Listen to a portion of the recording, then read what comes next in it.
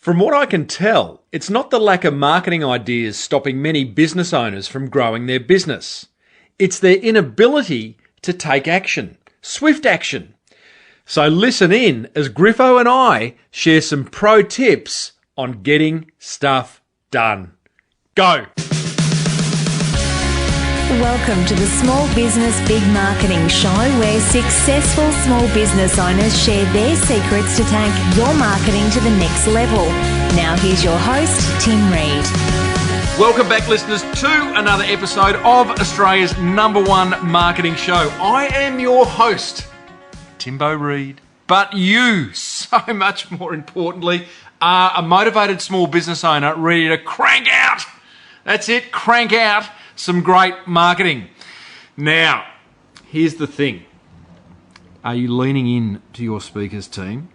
I'm in Cairns right now, ready to enter the marketing, well, no, not so much the marketing cage, the monkey cage, with me old mate Griffo. That's right, I am up far north Queensland, FNQ as it's also known, and I'm at Griffo's house. I'm in the monkey cage. You can hear the monkeys in the distance just kind of getting a little bit restless, and I can see the big fella in the distance just kind of just hanging on a limb as he does, very casually. I'll describe him. Big floral shirt, oversized I would say, hair groomed back, looking a treat, really. And as you can see, he's getting a little bit restless now, making lots of noise. Griffo, it is no greater pleasure to have you on board. And welcome to Cairns, welcome to everyone else listening in. And I've got to say that Cairns has rolled out the red carpet, red ticker tape, lots of red stuff, really. No, mate, you drove me from my hotel, and I did ask you, where is Griffiths Avenue? You said there's a Griffiths Lane up the back. Griffiths Street, yeah. Griffiths Street, in the docks, in the boons. Yeah, no one lives there. No, it's been correct. cordoned off. It's a war zone now. So mate, I've got listeners all over the world. They're going to go FNQ, Cairns. Cairns is like some fancy place on the coast of France. We have a film festival here every year as well. You wish. So for those of you out there, do a Google search, see Cairns, Great Barrier Reef, do a map, and there's a house there with a big G on it when you're looking at the map looking down. That's my place. That's where we are right now. Big G string. Big G string. Now we are. So that pointy end on the east coast of Australia, we're sort of right up the top there, and it's a lovely tropical place. Griffo, thank you for having me before we get stuck into today's topic, which is a topic. We're not going to cover a lot of ground. We're going freestyle. Well, we're going to go freestyle, but we're going to cover one topic in depth. And interestingly enough, listeners, what we did while we were planning this episode about 10 minutes ago, Griffo had done all this work. I mean, bless you, mate. You had literally... Can I just have that bit of paper? Yeah. You had literally covered topics. You had written stuff. You typed it on your letterhead. Funny business topics. Oh, grow and develop skills, talk about failing up, working with large companies. Mate, you know what you can do with that? Yeah, I know. We're just throwing it all out. Because we both identified a topic that we are very, very passionate about. And you know what? When I mentioned this topic that we're about to talk about, there was just, there's just like the energy was like, yep. Absolutely. You felt right, I felt right. It was a bit of a love-in. A sticking point that we're both a bit frustrated with, why, trying to understand it, trying to dig a bit, why don't people do this? Correct. You know, that's a big point. So, here's the topic, listeners. I'm still a little bit hurt, though, that we're throwing out all the other stuff I had prepared. I just let everyone know that. But I'm getting over it. I'm manning Build up. a big bridge and get over it really quickly, because we have got some marketing ground to cover. Here's the thing, and by the way, Griffo, we are brought to these good people by Net Registry and 99 Designs. Thanks, dudes. That will play in to this topic we're about to talk about. So here's the topic. I was at a conference, speaking at a conference about 6 weeks ago in Perth. 250 financial advisors were in the audience, and I gave a 60-minute keynote on my helpful business, my helpful marketing topic, and at the end we had time for questions. And this bloke, roving microphone around the crowd, and this bloke put his hand up, awkward silence as the microphone made its way over to the bloke. I've got this theory, I don't know about you when you speak, but when someone puts their hand up, it's the furthest point from where the microphone is. Always. There's a microphone law of some sort. It is. It's always the same. So, microphone principle. I'm going to call it the Griffo principle. I like that. Okay, thank you. And so this guy gets gets up, asks his question. He says, Timbo, I love what you had to share. Made a lot of sense. I'm excited to go back and implement. But I'm interested to know, out of the 250 people in this room, how many do you think are going to take action? Mm-hmm. Oh, I was excited by that question because often I get mechanical questions like, how do I do that thing on YouTube that you were talking about? This was a philosophical question. And this went to a topic that I'm very passionate about, which is seeing business owners take swift action in their business, particularly around marketing. So, and that's the topic of today's episode. But the way I answered a Griffo was this. I said to him, I paused for a minute and I thought I could give him the obvious answer, which is, I reckon it'll be, 50, 60, maybe 80 of you will go back and implement something. But that would be an obvious answer based on I don't have any factual evidence to prove that. So I paused for a minute and then I thought, well, what I'm about to say could mean that I'm a poor keynote speaker and I'm not getting my message across very well. Could be the end of your keynote could be career. The end of it. This is like goodbye. I said, you know what? I reckon 3 or 4. Yeah, wow. That's very honest and brutal of you, but true. I have no doubt it's true. 3 or 4. I said, look, I'm embarrassed to say that because part of me is thinking, well, clearly I'm not delivering my message in a compelling enough way if that small amount is what is going to action what I've got to say. But I know that through feedback that I get from the conference organisers that I'm doing okay with my keynote. So what is it? And this is where our discussion begins. And as you said, we just kind of touched on this just having a chat a few minutes ago, and I agree. It doesn't matter what I'm doing, or whether it's running a workshop, whether it's doing a presentation, whether it's writing an article where you want someone to take action.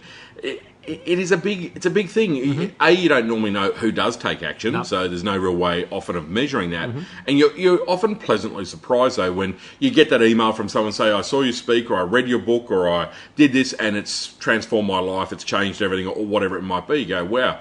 But you know what? I've never really gone back to those people. I just got one today from a guy in the Middle East who's bought every one of my books over the last 15 years and said, now I've got 2 big businesses and I'm putting it down to what I read in your books, which is very flattering. Jeez. But... Hey? Is he all right? So he's a camel herder, but they're big camel herding. Yeah. And but the thing was that, and I'm thinking about it now, I'm going to go back to him and saying why. Yep. What action did you take? Because I give plenty of advice, but you took action, and I think that's something that I'm going to change out of this initial discussion. Is I'm going to try and find out more about why do some people take action and other people don't.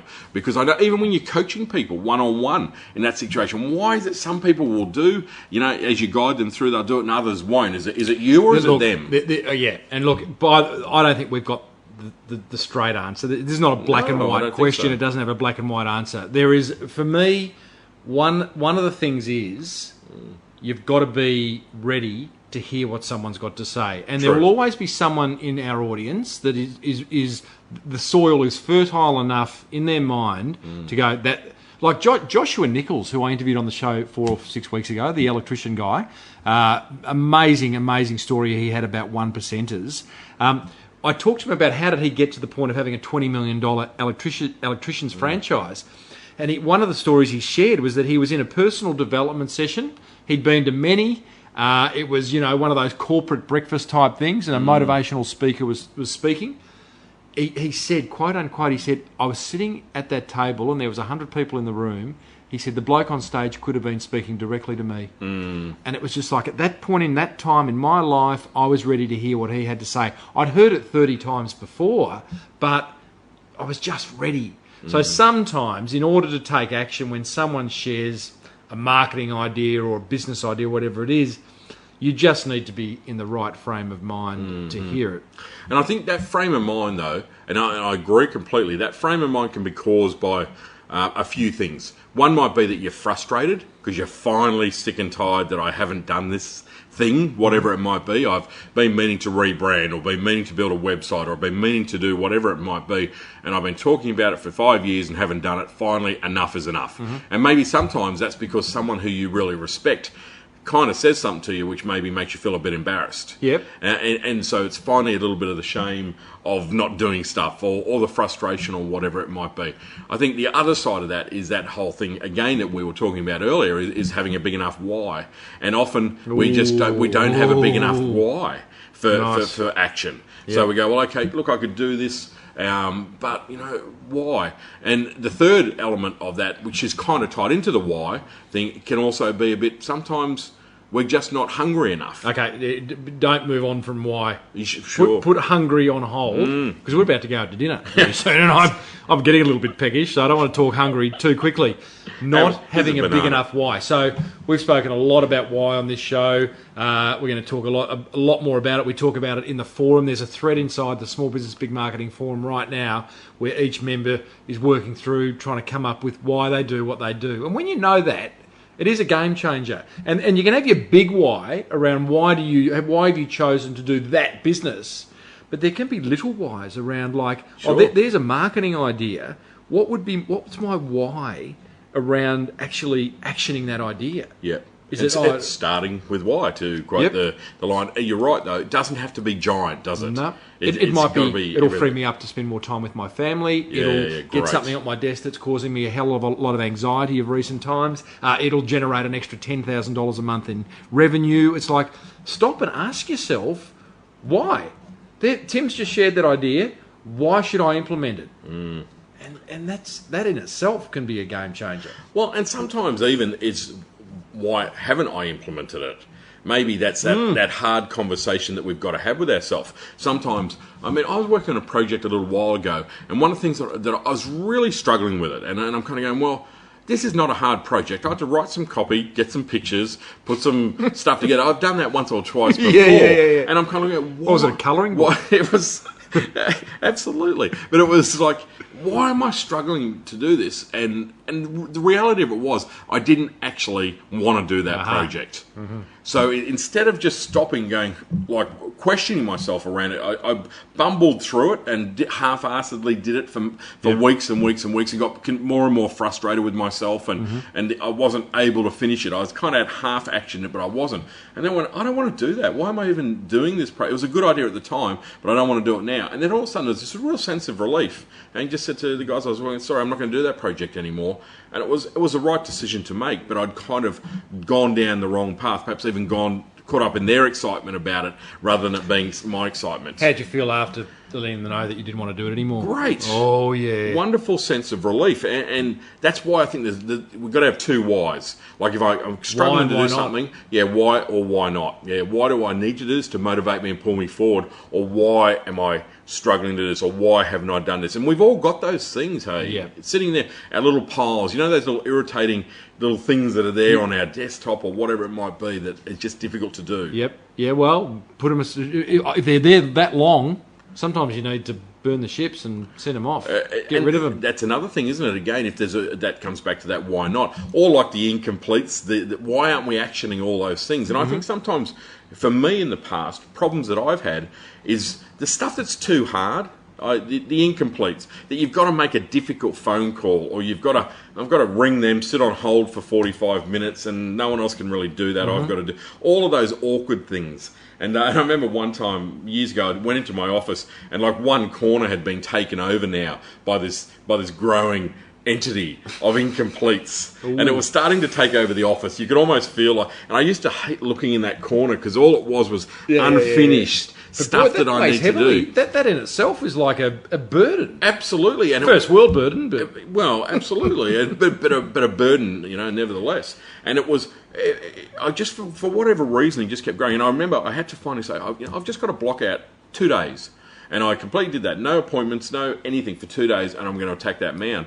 And I remember how fantastic it felt to do that. There you go. Another reason, another way to take action is to maybe look at that feeling. We were talking earlier on the balcony overlooking the... what are we overlooking here, Griffo? Cairns. Cairns, right. City of Cairns. Drinking gin and tonics. No, we're not. No. But you were talking about how, like, when you go to write, like we're talking about when you're in your go zone, separate conversation, but it's like that 2 hours of power in your day when you just achieve at your highest level. Yep. And you talked about that. That's when you sit down and write. You turn off email, you turn off phone, there's no social media. And you talked about at the end of that 2 hours how you felt. And exactly. I feel wonderful. So channeling that feeling, like I do that with gym. It's like there are days when I just don't want to go to gym. It's like, oh, who's Jim? Jim. Does your wife know about Jim? Not yet, but she will if she listens to this show. But there's times when I go, I just don't want to go. But you know what gets me there is I just have enough willpower to look at how I'm going, know how I'm going to feel at the end of that session. Yeah, I agree. You wouldn't understand that feeling, but you get it from writing. I've read about it. I've read about it. People have told you. But here's, so that is another great way to take action, is to just, if you can, think about how you're going to feel once you've ticked that box. And that's quite exciting in itself. Do you know there's people out there who get a little bit of a, dare I say, a sphincter tightening, Griffo, a little bit of anal retentiveness just by ticking things off the list? Well, I do. Really? Yeah, I'm one of those. I'm a lister, and I'm a lister, a lister? and a ticker-offer. I did not know that. I know, it's like, well, don't make me feel like it's something to be ashamed of. No, don't look at me, I'm hideous. But I do. I even write things on there that I've already done. I love it. To cross off. I love that. That was my next question. So you've got a list, right? And there's things you've got to do, and then you go, oh, hang on, I'm just going to do that, and you come back and you go, it wasn't on the list. Oh, you add it to the list. And then you cross it off. Yeah. Oh, my God. Yep. Hashtag OMG. Look, I'm sure if there's any psychologists, psychiatrists, or other mental health professionals listening they could probably add some advice to that. Lindsay, if you're listening, and I hope you are, because you're both a listener and a forum member, and you're a past guest of this show, and you know Griffo. And I know Lindsay. Yes, yeah, I know. Then there is a lot of... anyone that adds something to a list and crosses it off within... I'm guessing the space of seconds. Yes, absolutely. Oh, that's sick. I've lost my train of thought, but I'm almost... Action. So, but it's a form of action.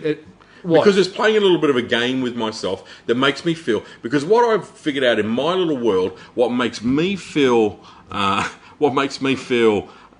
like satisfied at the end of a day is doing stuff and achieving things. Yeah. So for me, that's crossing stuff off a list. Now, I also try to make a point of not just making it's not things like move the book on the shelf or to remember to water the pot plant or something like that. It's a little bit more detailed than it's world peace, ending terrorism, all those kind of daily kind of tasks. But yeah, just again that by figuring that out, if that makes me feel better, then I'm more productive. Okay.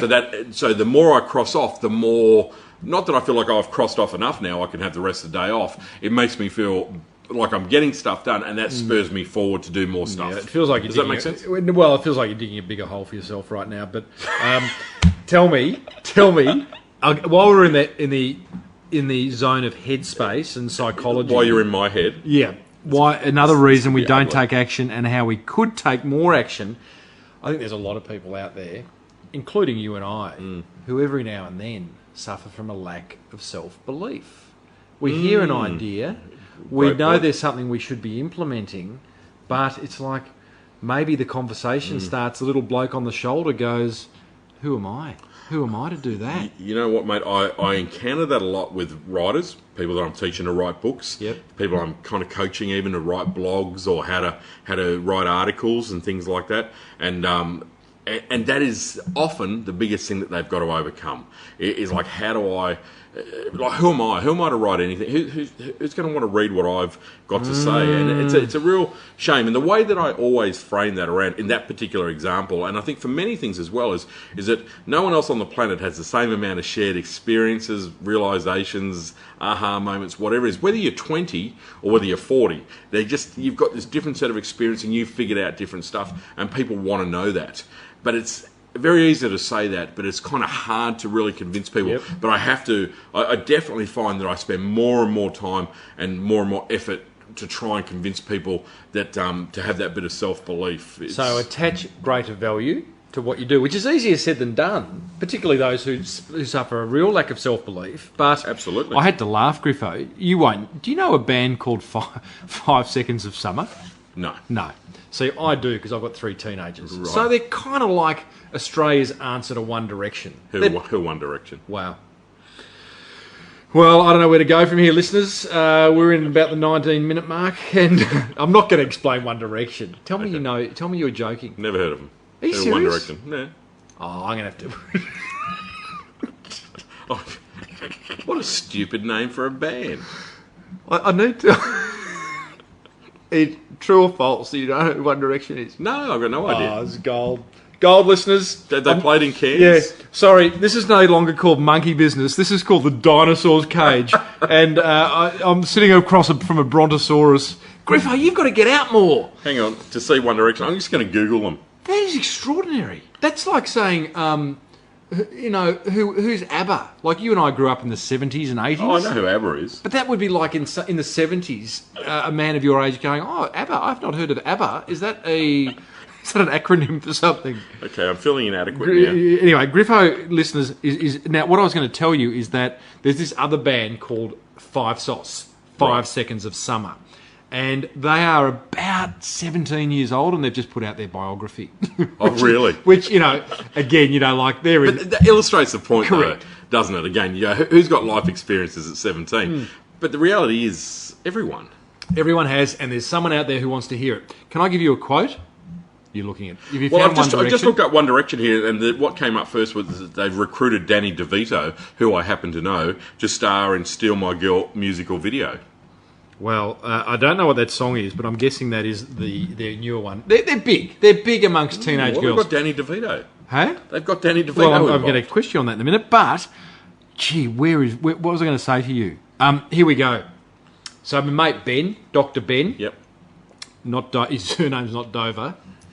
You with me? Yes, I am. Yes, thank you I very am, much. yeah. Well, thank you. Ka-ching. Yeah. ka-ching. So, it's boom tish, isn't it? Not ka-ching. Okay. And he says, you don't have to be the best in the world. You just have to be the best in their world. It's a great statement. Isn't a great it? statement. Is that his, do you think, or has he found that from somewhere? No, I think it's someone else's. Oh, but so I've he's heard stolen it. I think so. always attribute it to him. No. But it's Okay. a great... But the moral behind it is... I've heard that in a number of different areas, but I think that it's true. I think, again, isn't that whole thing about... I mean, how do we apply that back to taking action, though? About self-confidence. Self-confidence. Don't... See, here's the thing. In my keynote, I identify 3, sometimes 4 limiting beliefs that stop business owners from taking action around marketing. Yep. Lack of time, lack of money, lack of knowledge. Yep. The 4th is they think, their marketing is going to have to be amazing. Yep, If it yep. can't be amazing, then they can't do it. Yep. So therefore they don't do it. They don't take action. But imagine if you could just reframe that and think, you know what? My marketing doesn't have to be amazing. I don't have to be the best in the world. Mm-hmm. I just have to be the best in the world that is my prospects and clients. It might be a geographical area, it might be a group of people, whoever it Absolutely. is, you just need to be the best there and take the pressure off. Well... Because, to that point, and I've interviewed people like Tom Dixon from Will It Blend, Melissa Maker from First Kiss, the most viral marketing video in the world. They're amazing, but they're 2 people. What's the world's population? 6.8 billion, I think it is. So Right, they've got a long way to go. You know that, but you don't know One Direction. But that's 2 people in 6.8 billion, right? You're not going to be those 2 people, and I don't mean to be the doomsday to say don't ever try and be amazing, but take the pressure off, and you may get more done. I think that's kind of giving us permission, because I think you're right there. What I take from that is we don't take action out of almost a fear that it's got to be so perfect we'll never almost be able to live up to that. Correct. Perfection. Writers do that, again, to use that writing analogy. Here's another one. There's a lot with authors who never finish a book, because as soon as you finish it, you've got to publish it and someone's going to read it. So it actually becomes an ongoing form of procrastination.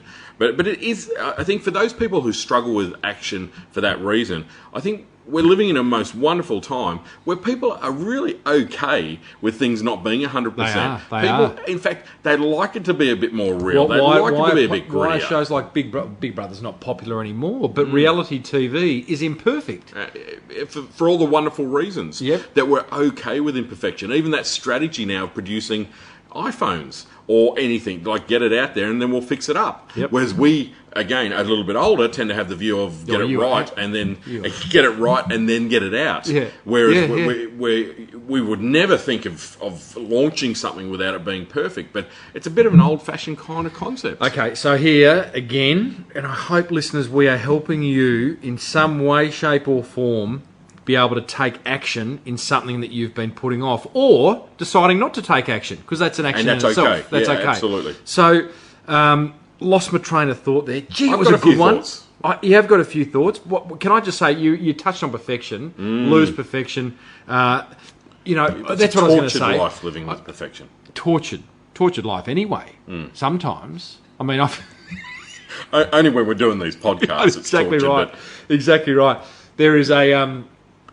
I never got an example of this video, but I talk about it often from stage, and it's a guy who owns a bike store. Name's Pete, and he should never really have embarked on a video marketing strategy because the way. And let me explain his videos, and it's kind of a visual thing, but I'll try and paint the picture. What you see Pete do is the first thing you do is you see him walk up to the camera. Well, you don't see him walk up to the camera, but when the screen comes on, he's pushing the record button and looking really close into the lens. To make sure the little lights are on. The light's on. It's on. So then he walks out of frame. Then he walks back into frame and he stands there and he is so nervous. He is so nervous. And then he counts himself down. 3, 2, 1. And he starts talking. And he's nervous and he goes, "Hi, it's Pete, and I want to introduce you to this new bike that's come out." And he just bumbles his way through. My point being is that Pete could have quite easily gone, "You know what, I'm no good at this video stuff, I'm not going to do it, I'm way too nervous." Right. Instead, he celebrated his imperfection. He celebrated his nervousness, and that's part of his brand, and that's why we love him. Yeah, right? Great. Do you Great love that? point. I love that, and I can add to that by being a speaker. I think one of the things that changed in my world, I consider myself to be, I became a good speaker when I stopped trying to be one. When I finally stopped trying to be Mr. Perfection, or when I finally said, you know what, I'm just going to be authentic as a speaker. That's going to be my goal. If I miss a line, if the slide buggers up, if something happens, I'm not going to get stressed about it. I'm just going to be authentic around it. And that took all of the pressure off me. I stopped, because I was very stressed before I would present. Now I'm very rarely stressed at all, simply because all I care about is getting the message across, not being Mr. Perfection as a speaker. And that's freeing up in itself. To Totally know, like, freeing up. I'm talking tomorrow, round stage, 750 people, and I'm nervous about it.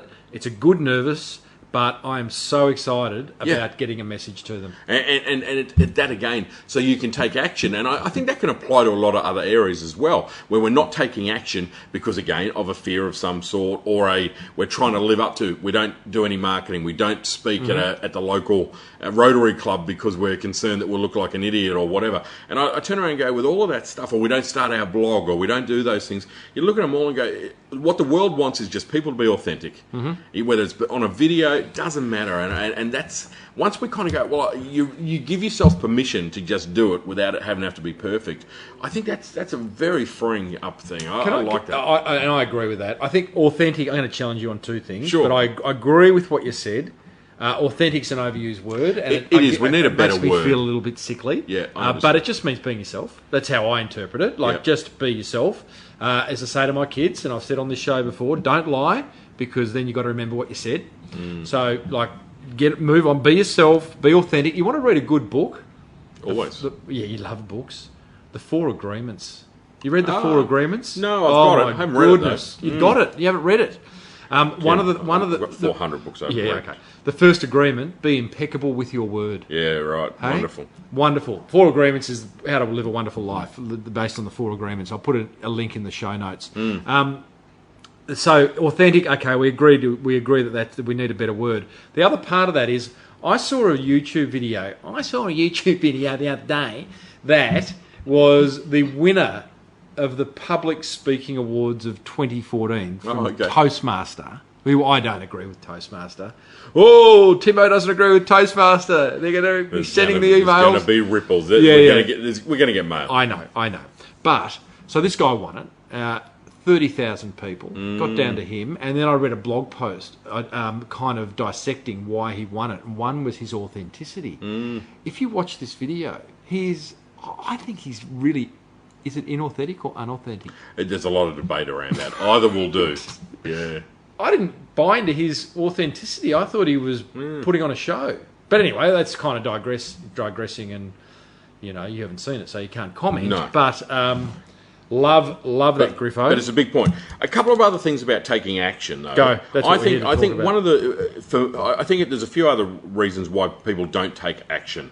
And again, I put myself in this. I'm not trying to say that I'm the master of taking action, but I think a lot of times we don't have the right habits, and that's another interesting point around that.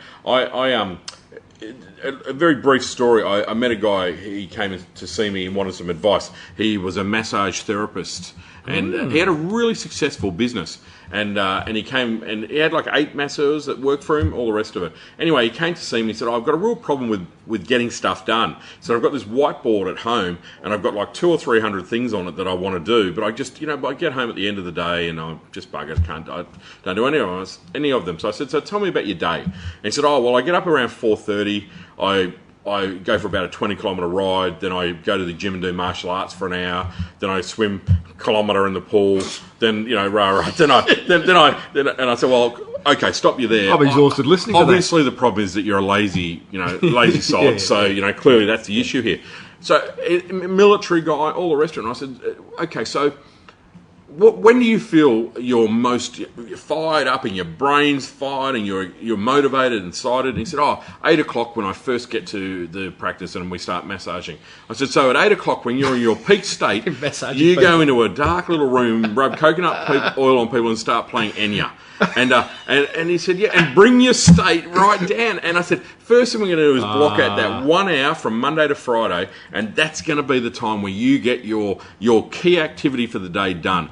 And anyway, the guy said, okay, well, I'll try, but I'm going to lose 5 days. And I said, you're going to invest 1 hour a day in your business. It's going to be the best hour. Hold that thought, because exactly, he's gone, I'm going to lose fear 2 clients. Well, fear of losing 2 clients at what, $60 an hour, exactly. $120, but... Imagine what he's going to achieve in those 2 hours. It's going to be $200, much more than $200 of value, but $1,000 of value for his business. So that was the habit that we had to change with him. And he came back to me several months later and said, I need another whiteboard because I finished all the stuff on that whiteboard. Now I've got more ideas. He said, my hour a day that I spend on my business he said, I treasure it. And he said, I really want it now to be 2 hours. And he said, so what's changed in the business? So he says, now straight away, the revenue has increased by 30 to 40, I can't remember the actual number, it was like 35%. He said, I am so happy in my business, so everyone else is happy. We're attracting better staff. Our clients are really noticing it. We've put up our prices and didn't lose any client. All of this wonderful stuff happened. And all that changed was he developed a better habit. Was he still playing Enya? I think he was, but I tried to pray. I said you should be massaging people to AC/DC. It would be a lot better for you, for your state of mind. I said it'd be great if you actually massage people to some high-powered speakers of some sort. Why not? Have some personal development going on while the person's getting massaged. I'd love to have that. A little bit of small business, big marketing on in the background. The background. That would send you not to sleep. Or maybe it would. Absolutely not. Maybe it would. Hey, hang on. Okay. 2 things. Well, how many things? People who are listening don't take action around a couple of things. And one is their online marketing. One is their design work. As you know, Griffo, this show's made possible because I went out and sought some sponsors. I took action. And it wasn't easy. Serious and action. It was there was a lot of rejection. There you go. Another thing is rejection. Great point. I often You've had more than your fair share, I imagine. I have. For reasons that... we won't bring up the elephant in the room, of course, Don't. And, even dating back to my dating kind of period was also a lot of rejection. But there was a lot of rejection, and it took me a long time to get some sponsors. A, because I wanted to identify the right ones, and B, I didn't like rejection. But anyway, finally, 99 Designs Net Registry on board. I want to acknowledge them before we get. We're sort of, we're well and truly more than halfway into this episode, Griffo, in the dinosaur's cage. Hey, how's One Direction going? Griffo, how many small business owners are putting off getting stuff designed in their business, do you reckon? A lot. Huge amounts. And here's the thing. They think it's too expensive. Often it can be. Yep. They don't know where to look, or they don't know how to go about it.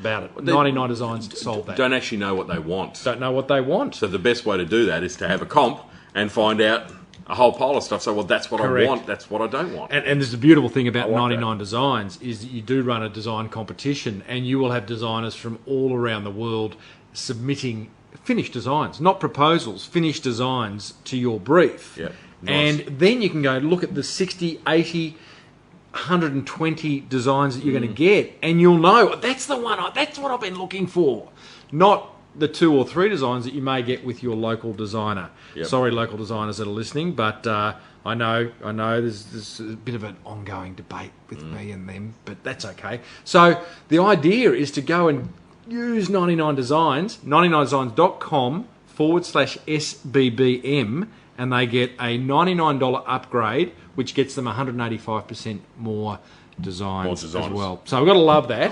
Nice, mate. Very nice. So easy way to take action. Yep, great. Number 2, net registry, online marketing.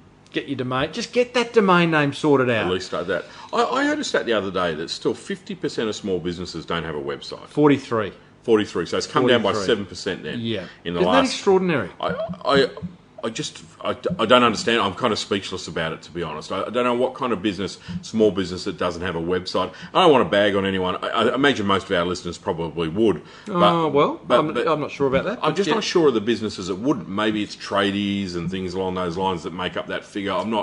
I don't know, but sometimes I've come across a lot of accountants they have Really? they have more work than they need. So they're like, well, I don't need a website. But here's the thing: a website, they get work through referral, and a lot of businesses get work through word of mouth and referral. And one of the things that happens, I don't know about you, but if I get referred to someone, I'll generally go online and check them out before I make the phone call. Always. Depending on how. I mean, if it's to buy a chocolate bar or not, but if it's to a high involvement purchase decision, I will. And so I've come across accountants who go, I've got lots of work, but then I say, have you got the right kind of work? You're getting work passively in many respects. You're doing what you're taking what you get, as opposed to going out and, as we talk about, targeting the right kind of clients. And I think that's where a website's a wonderful screening mechanism, really, isn't it? Do I really relate to this business? Do I want to work with them? Do I? There's a lot of listeners or a lot of business owners who think getting websites hard. It's not. Netregistry.com.au. You can get your domain name, you can get your hosting, you can get your website designed, developed. Wow, okay. You can get it search engine optimized, the whole lot. So, when you've got simple solutions like 99 Designs or Net Registry or whatever it is, stop umming and ahhing and just test it out. Because one of the great things about, these two sponsors and a lot of these other online solutions is that the bar is low. Like, it's not as if you're going to drop a whole lot of dough by doing it. It's not $5,000 that you've got to spend on a website. And I think you're right earlier on when you mentioned that's that bit of uncertainty around that, is that often I think we can be concerned because of a belief which is actually not true anymore. Aha. Okay, so let's move on about beliefs that aren't true, because we're talking about websites or design. I hear horror stories from business owners. It breaks my heart, from business owners who tell me, see my website, cost me $30,000. See that logo, cost me $10,000. It breaks, and they don't like it. They're not in love with it. It breaks my heart. So don't believe everything you hear. Yeah, and also things have changed. I think that's another element of it, as we've pointed out, the fact that there's a bit of dinosaur element in here. But you are more au fait with technology and what's going on than anyone I know. Wow. So as much as we I don't know. That's so tragic for me. Hang on. That would normally be a real compliment, but that's coming from a bloke who's not heard of One Direction. So it's like it could actually be an insult. Yeah, really, correct. But But what we couldn't do a few months back, it can possibly be done now, and done better. It's like buying images. You remember, like, where did you get images from? I remember the only place you got images from, you had to pay a photographer to go and shoot them, which was wonderful, and you still use that, and I still use photographers. But for stock images, you go to a place and you pay $1 an image, and they're wonderful, and they're high res, and they're all the rest of it. And you go, wow. Some are wonderful. So some are wonderful. Some are dodgy. But you look at that and go, wow, so resources there that maybe that limiting belief that stopped you from doing something before, maybe the reality is not the same anymore. So sometimes it's doing a bit of homework. Yes. Griffo, how do you know Danny DeVito? Danny DeVito, people say that we look like twins. Well, there is a little bit of... I'm going to actually I'm going to do a meme. A little comparison. I like Danny DeVito. Have you met him? No. Oh, so you're lying. No, I just said he's doing a TV commercial with One Direction. That was the extent of my... I thought you knew him. I thought you said you knew Danny. Oh, you go, you know, I don't know. I don't know anymore. No, you're rambling. No. Who's the most famous person you've ever met? Well, that's a tough question. Anthony Robbins, John Howard, I guess, Jack Canfield. The human eyebrow, John Howard. Virgin. Branson. Dickie, yep. No. Yeah, been with Dickie. So spoke an event with him, so part of his dream team. Shared the stage, not at the same time, not in the same amount of awe, but yes. Yeah. That's pretty cool. So Tim Ferriss, those kind of guys. Timbo? Ferriss, Tim Reid. So, no, Tim Reid wasn't. It's your. Hang on, I've just got to get to the list that I'm going to. Yeah, whatever. Okay, mate, I'm going to throw... You've got one there, but I'm going to throw one at you. The reason we don't take action and how we could take more action... We just like back to the guy at the conference. Yep. 3 or 4 people are going to take action. Why? Because you all go back and get stuck into the busyness of business. I think that's the ultimate problem, isn't it? Yep. We're all so darn busy doing everything that we got to do. I think you got to break the pattern. You got to break the routine. One of the things that I say to people when they're stuck in a routine which they're not getting stuff done, and I advise that, is to move everything around, is to move your office around. Yeah. Just to do something silly like that. Just move. It's not silly, but the idea of it is just you've got to interrupt. It seems very shallow, but it's actually at a yeah, just shot your idea down there in a ball of flames. I didn't mean it like that. People would look at that and go, "Oh, really? I was hoping for something bigger than that." But at a woo-woo level, that's very powerful. It is. Even sometimes, like doing a rebrand. Funny enough, we talk about that. If the business is stagnating, even if it doesn't need a rebrand, time-wise, I would suggest things like do a rebrand to re-energise it. But you got to change something. You do. And one of the biggest areas where I think we got to change, we got to interrupt. 2 areas actually. One is often that I think that we got to look at your daily schedule, and you got to redo your daily schedule. If you're not getting stuff done because you're too busy being busy, then something's got to change in there. Like my masseuse guy. And one of the things that I've done for a number of years, which has been really beneficial for me, is to allow an hour each day in the morning and an hour each afternoon for the unexpected stuff. Oh, yeah. So unexpected. What's the stuff that every day unexpected comes up, and if you allow for it in that, then you actually have time to do it. Now, interesting, and that's, again, sounds like a very simple idea, but the nice thing about it is if nothing unexpected comes up, you get an hour of free time. Yep. And then you can use that time for your own thing. And I find it very liberating in the morning and in the afternoon. I have an hour on either side of lunch there where I can turn around and go, well, that's when I can actually do stuff. But I think that that's just one example, but I think for everyone, if you're frustrated, if you're listening in and going, oh, I'm so frustrated that I'm not getting as much stuff done as I want to get done, and we all turn around and go, well, it's always because I'm busy, something has to change. Okay, so I call these, in my little world, circuit breakers. Great, that's a great analogy. Thank you. Yeah. Thank you. So the idea for me, and I'll do it even at a very simple level, which is... there'll be days when I go, oh, here we go again, right, in my work. Oh, here we go, we're going to do the same as we did the same time last week, which doesn't happen that much in my work because there is a bit of colour and movement in it. But, so I'll be driving my boys to school and I'll drop them off, drive home the same way, and then some days I'll go the long way or a different way or a weird way. And it just, there is some kind of neural, again, psychology, Lindsay, some kind of neural pathways that they get kind of embedded in your brain or whatever. And if you don't make a concerted effort to break them, you just get stuck in a rut. Absolutely. And so therefore, and then you don't take action in ruts, you just get stuck. So the idea of actually doing something differently, like actually, listeners, right now, stop what you're doing. No, don't stop what you're doing. Finish listening to this show, and then think, what can you change tomorrow and do something differently than you've ever done before? And it might be hard because you're in a bit of a pattern or process. Again, I think what you've got to do with that is you've got to interrupt the pattern without a doubt, but you've got to create new habits. Yes, most of the time, because all that we're doing, and we were funnily enough talking about this earlier on as well, is that one of the reasons that there's more and more to do, but it doesn't actually feel like we're getting more stuff done. Yeah. We're answering more and more emails. There's more and more, social media. There's more and more. But at the end of the day, do we feel more satisfied that we're actually achieving and actioning more things or taking action? No, the things that we're doing are just getting more and more. So we're all feeling more frustrated, I think, at the end of the day. I mean, who shuts their business at the end of the day and goes, wow, I feel really happy and satisfied with how much I did today and all the things I actioned. Most of us shut the door and go, oh, blimey, I'm glad that's over. And, Correct. And exhausted, mentally fatigued, physically fatigued. To that point, and there's even a deeper solution to the problem we just raised. I've got Mark McKeon coming on the show in a few weeks' time. He's written a book called The Go Zone. I touched on it earlier in this episode, and the idea is to find that 2 hours in your day where you actually do perform at your peak. And it's about identifying that, like with your masseuse bloke, and then figuring out how to best use that time. And that's going to be a fascinating interview, which will continue the discussion we're having here. Awesome. Hey, Griffo, I won't push pause. What time we got that restaurant booked for out of interest? 7 o'clock. 6:57. Very good. So we've got about 3 minutes to go. It is Cairns. Things operate a little bit... It's around the corner. A little bit slower. We could almost take a flying fox. Listeners, Griffo's house is up. We're up high, mate. I reckon we're at the highest. Are we at the highest point, or are there homes behind us? No, homes higher up. We're high.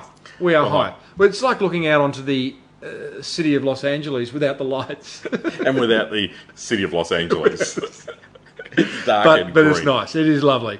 So we'll wrap things up, mate. But this is all about taking action. Listeners, we've kind of identified some reasons people don't take action. We've also identified ways of breaking through that. I will leave people, and again, we've spoken about this on the show previously, but that book, The Lean Starter, does talk about getting something to market that is imperfect. And being okay with that. Being okay. Happy days. Yeah. It's to market. People are going to feed back to me, oh, that's dumb, that's stupid, this doesn't work, there's spelling mistakes in that, or whatever. Cool. There's your feedback. Change it. Put out 2.0. Yep. 2.0, still got a couple of squeaks. Yeah, okay, oil them. 3.0. And just there is a wonderful saying in that book, which is sharpen your offer on the stone of the market. Happy days. Yeah, I love that. I do love that. Bit of poetry. As a writer. Of course, I've got lots of things like that. Love my words. Love Goodness my words. Me. And the final thing I'd like to share is I think one of the other reasons that we don't take action is it comes back to a bit of a self-management thing. And I think that there's a lot of people are fatigued. And it's an old work-life balance thing, which is a bit done these days. People don't like, it's a bit like authenticity. Yep. But it's very hard to action stuff when you're exhausted and when you're fatigued and when you're just burnt out. So that's all the more reason to not be fatigued and not burn out. I know it's very easy for me to say that, but it's the reality. I have always got more done at the end of a holiday, on a holiday, whatever it is. And there's never enough time. There's never enough money. There's never a good time to go. The longer your list of reasons are for not going away and recharging the batteries, the more important it is that you do it. Yep. That's my take. Love it, mate. Big topic. Great topic. I reckon this is the start of a discussion that needs to happen on this show going forward. I agree, mate. I don't know in what other iterations it'll happen. It'll happen with Mark, but just we need to keep talking about it because both you and I speak from stage a lot. Both you and I share ideas that we know resonate with our audiences. I know that the stuff that gets talked about on this show resonates with this audience, but I also know that most will now go, oh, there's the end of the episode, and get stuck back into the busyness of business. So, to that end, and to close this show, Griffo, I wonder if we could setting a challenge seems a bit naff, but like maybe what's the question? You ask the right question, you get the right answer. So the question to ask in order to make sure people do take action, putting you on the spot here, putting myself on the spot here, but let's throw some out because different questions resonate with different people. Well, I like the why and the why not. If you said there's 5 things that you wanted to get done and you're not getting them done, you're not actioning them for whatever reason it is, find the why to get it action and find the why not for each of those. Okay. So you can have a big reason for doing it and really spell out why you're not doing it. What is the real reason? Not you're busy. There's a bigger reason. If there's $1 million payoff, you do it. Yep. There's a reason for your 5 most actionable items. Like that. Another question could be not even a question. Set yourself a reward for actually decide on an action and reward yourself. Yeah, and great point. Someone inside the forum this week celebrated the success their business is having since actually joining the Small Business Big Marketing Forum. And I just thought, just acknowledging that success alone, without going off and buying themselves a new car or a night at a fancy restaurant with their partner, just acknowledging the wins, hey? Just going, well done, what's that feel like? We're not very good at doing that as Australians. No. It's something there that we all feel that you shouldn't celebrate your wins. Back, you shouldn't what's do this. Next? What's next? Yeah, and I wish it was a culture that we would change in this country. I think the more we could celebrate wins, big and small, however you do it, it doesn't really matter, but it's almost just move on to the next thing. We're always moving on to the next thing without taking a moment. Well, I think we've had a win, mate. You and I are going to go look at each other. What, over a candle, or is it? It's not a dimly lit. It'll be beautiful. I'm hoping it'll be romantic. I hope it's not. I hope it's a bit of a pub or something. That you can have a Parma and chips, or a beef Wellington. You'd be a bit of a 70s beef Wellington fellow, wouldn't you? I like a beef Wellington. I do like it. I think it's something that I don't see on enough menus these days. And you're not going to see it on a Cairns menu. I can pretty much guarantee that. I think we can remind ourselves what beef Wellington is. It is a large bit of beef with pastry. Covered in liver pate. And then pastry. And then phyllo pastry. Yeah. Like, what was that about? It's, that's all a bit wrong. back in the days of butter and someone stuff. thought that'll work and they took action. Yeah, I'd like Took it to market. Griffo, it's been an absolute pleasure. It's a nice the way you bought that back then. I'm very impressed, Timbo, as are the audience. Yeah, that's how we roll around here, hey? It's all about taking action. I think I shared an inspirational quote a few weeks ago, actually, because I do one at the end of each episode. I think I've already shared this one, which is action creates reaction. Have you got a little quote that just kind of is sitting on the top of your cranium? One that always works for me is passion equals profit. Nice. And I always turn around and go, those businesses that are passionate, those business owners that are passionate, rather, that anyone who's passionate about anything, they'll create profit, whatever profit means. Yep. Doesn't just mean money. It, that's how I explain that a little bit. Love it. Listeners, I am going to slowly remove myself from what I thought was the monkey's cage. It's clearly not. It is a dinosaur's den. I don't know what noises dinosaurs make, but we'll find something. It's more of like a horn or some kind of guttural noise, which we will find. But I am going to slowly remove myself because I'm a little bit scared that I'm trapped inside this home with a bloke who doesn't know who One Direction is. I don't know what else he doesn't know. I'll find out over dinner. But as I step away, I want to thank you for listening, for tuning in to Australia's #1 small business marketing show. I want to thank Net Registry and 99 Designs for making it happen. And I wish nothing more than Griffo doesn't get too romantic over dinner and that your marketing is the best marketing. We'll see you later. You've been listening to the Small Business Big Marketing Show with Tim Reid. Want more marketing goodness? Then visit smallbusinessbigmarketing.com.